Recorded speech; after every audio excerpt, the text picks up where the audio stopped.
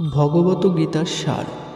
ভগবত গীতা হল হিন্দু ধর্মের এক পবিত্র গ্রন্থ, যা মহাভারতের অন্তর্গত।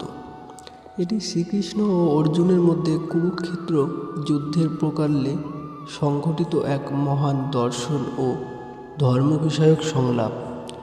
গীতার মূল সারগুলি হল: 1.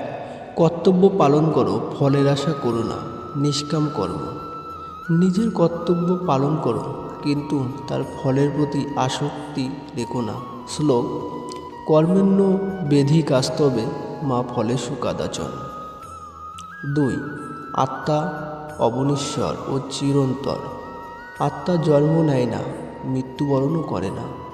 দেহ পরিবর্তিত হয়, আত্মা নয়। শ্লোক: ন জায়েতে শ্রীময়তে বা কদাচিত। 3. সমদৃষ্টির ভাব, সাম্যবোধ।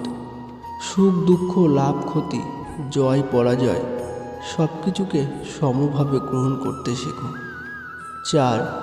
ভক্তি, জ্ঞান ও কর্মযোগের সম্বন্ধয়। গীতায় 3টি মূল পথ দেখানো হয়েছে: জ্ঞানযোগ, জ্ঞানের মাধ্যমে মুক্তি; কর্মযোগ, কর্মের মাধ্যমে মুক্তি; এবং ভক্তিযোগ, ভগবানের প্রতি শ্রদ্ধা ও ভালোবাসার মাধ্যমে মুক্তি। 5. পরমেশ্বরের উপর আত্মসমর্পণ। সব কিছু পরমেশ্বরকে অর্পণ করো, তিনি যা করবেন সেটাই শ্রেয়। শ্লোক: সর্ববর্ধমান পরিত্যাজ্য মামেঙ্ক শরণ ব্রজত। 6. নিজেকে জানো, আত্মসন্ধান।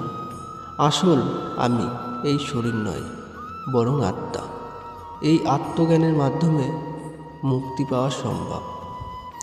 তো গীতার উপসংহার: গীতা শিক্ষা দেয় কীভাবে একজন মানুষ নিজেকে জেনে কর্ম করে এবং পরম সত্যকে উপলব্ধি করে জীবনের উদ্দেশ্য পূরণ করতে পারে। এটি কেবল ধর্মগ্রন্থ নয়, বরং এক জীবন দর্শনের নির্দেশিকা। তো বন্ধুরা, আজকের এই ভিডিওটি এই ছিল। যদি ভালো লাগে অবশ্যই একটা লাইক কমেন্ট করবেন, তাহলে পরবর্তী ভিডিও করতে আমরা আরও উৎসাহী হই। ধন্যবাদ।